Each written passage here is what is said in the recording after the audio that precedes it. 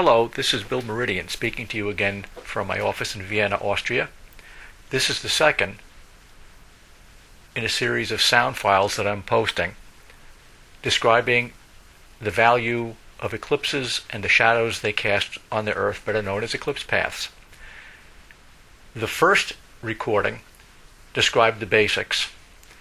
This one focuses on the use of eclipse paths in mundane astrology. Mundane astrology is the branch of astrology that deals with politics. It is the astrology of countries, leaders, regions, races, and peoples.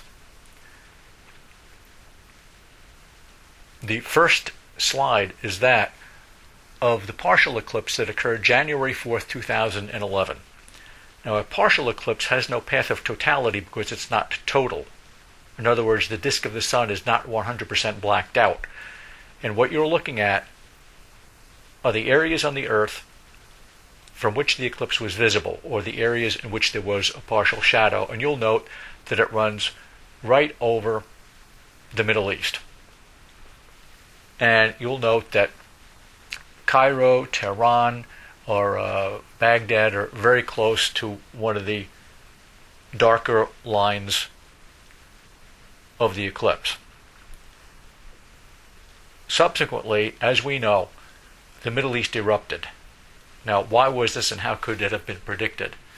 First of all, eclipse paths individually will tend to excite areas. There was an eclipse path that ran across the border of China and South Vietnam in the 70s when China invaded Vietnam.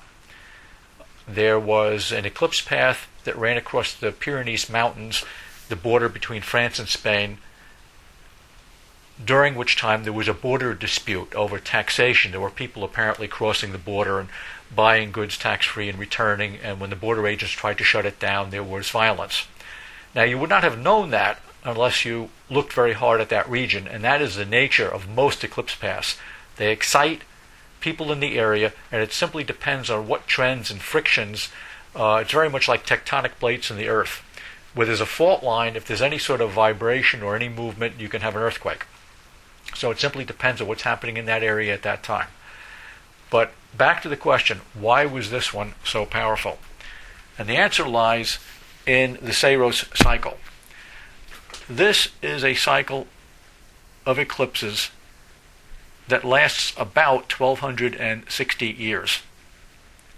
An eclipse series or Saros series can begin when an eclipse shadows the South Pole. Each subsequent eclipse moves further north until you get to the North Pole, at which point the series ends. Now, a Saros cycle consists of between 69 to 82 eclipses. The average is 72 in number. The most common number is 71.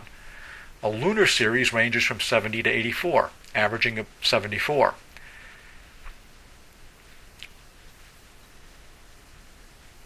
In time, the length of the solar Saros cycle varies. The interval between subsequent eclipses is 18.03 years. And concurrently, there are about 82 series running. Eclipse series for solar eclipses can also begin at the North Pole and then work their way north until they get to the South Pole, after which they are completed. That process, as I said, takes about 1,260 years. Eclipses in the same series tend to carry the same theme forward. My teacher, Charles Jane, when he concluded his writings in somewhere in the 50s or 60s, he pointed out that a continuation of the Saros series that related to the U.S. and Japan ended with Japan and the United States signing a post-war agreement. Well, I carried that forward another 18.03 years, and we come to the year in which the United States returned Okinawa to Japan. That's how it works. But every once in a while, you have a very powerful repetition. Why is that? Well, that's because each shadow in the series moves 120 degrees. In other words, there is an eclipse in Saros cycle, let's say number 150. The next eclipse will move 120 degrees along the Earth, the next one 120, and the next one 120. 3 times 120 is 360. In other words, the same area gets eclipsed by an eclipse in the same Saros cycle every 54 years. 54 is 3 times 18. Now, those of you who are hearing this for the first time may be thinking, isn't there a 55-year cycle in most time series like economics? And there sure is. You just have to look at the Foundation for the Study of Cycles records and you'll see that very clear cycle. So what happened 54 years earlier? Let's turn to the second slide. The prior eclipse in Saros cycle number 151 occurred on December 2, 1956. This is the eclipse that shadowed the same area, and we're now looking at the second map in our series, and you'll notice it shadows approximately the same area. Well, this was the year of the Suez Crisis, when Egypt closed the Suez Canal and it was subsequently invaded by Britain, France, and Israel. That invasion was ill-timed and ill-conceived, and the United States insisted that the attackers stop, and so Egypt successfully defended itself. Something else also happened in this year. It was the year of birth of Mahmoud Ahmadinejad, the current ruler of Iran. So this is his birth eclipse path. This says the seeds of whatever that eclipse held is imbued in him at birth. He's got a huge interest in this area, and note that the 0.5 shadow line runs right through Tehran. So again, it picks out that city as being important. So here we have 2 cycles in Saros series 151, 3 times 18 or 54 years apart, and very suddenly the Middle East erupts. And one of the concerns was Iranian warships passing through the Suez Canal, which just happened in the week prior to my recording this. Let's turn to the next eclipse path, the third. This eclipse took place on May 17, 1882. This eclipse path is related to the others by the fact that it darkened the same area. No, this eclipse is not part of the same Saros cycle. It is just relevant because it shadows the same area. This was a total eclipse. That's the bright red line. That is the path where the sun was totally blocked out. Notice it goes right to the middle of Tehran, right to the middle of Baghdad, just a little south of Cairo. What happened at that time? This was the year of the Mahdi rebellion against British forces. The Sudan had largely been controlled by Egypt, with British leadership and Egyptian troops. They were of very poor quality and very low morale, and finally the Mahdi got his followers to rise up and attack. In 1881, the initial attacks were unsuccessful, but when things occur around eclipses, the impossible becomes possible. The Mahdists ambushed General William Hicks and his 10,000-man troop, massacred them in the desert, and then they had modern weapons, ammunition, and artillery. And then they were a very significant threat. So eclipses in this region tend to stir people up.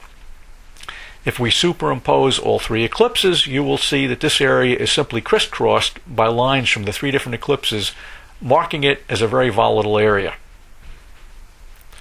And by the way, if you're an astrologer and you want to carry this a little further, this modest eclipse took place at 26 Taurus. This is only 2 degrees from the eclipse that occurred in the year that the Muslim Brotherhood was formed later on in 1928.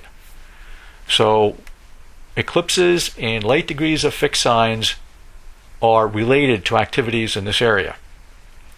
Now I'd like to add, before I close, one more observation. In August of 1882, a young man was born in Italy, Rodolfo Graziano. So this is his natal eclipse path. Graziano rose to become Mussolini's top general, and it was he who led the forces that invaded North Africa in the 30s. First, Libya, during which Graziano's forces killed 30 to 50% of the Bedouins. He then turned his attention to Ethiopia, where he was known as the Butcher of Ethiopia. In fact, if you have seen the movie The Lion of the Desert, starring Oliver Reed. It is Reed who is playing the part of Graziano in the movie. It also stars Anthony Quinn. The movie, in fact, was financed by Muammar Gaddafi. So this is the natal eclipse path of General Rodolfo Graziano, the butcher of Ethiopia, the invader of North Africa, who massacred very significant numbers of the populations of the countries of Libya and Ethiopia, served a few months in jail, by the way, at the end of the war, was then released, was never really punished for his crimes, and was a supporter of Mussolini right to the end. Here are the book reviews. And Elizabeth Hathaway has called this the all-time best book on eclipses. Thank you very much for those kind words. And Tim Bost has said it's a truly important and monumental piece of work. And the Mountain Astrologer, Mary Plum, this is a riveting book. Thank you for all those kind words. So, in this short presentation, I have explained a number of the principles of eclipses and their paths.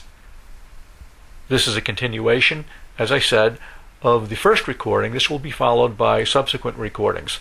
If you're interested in learning more, go to my website, billmeridian.com, and you will find links to podcasts, one of which is over an hour long and explains the entire Middle East crisis with projections for the future, explaining all the horoscopes of the different countries involved, much more involved than what we can get into in a short time here.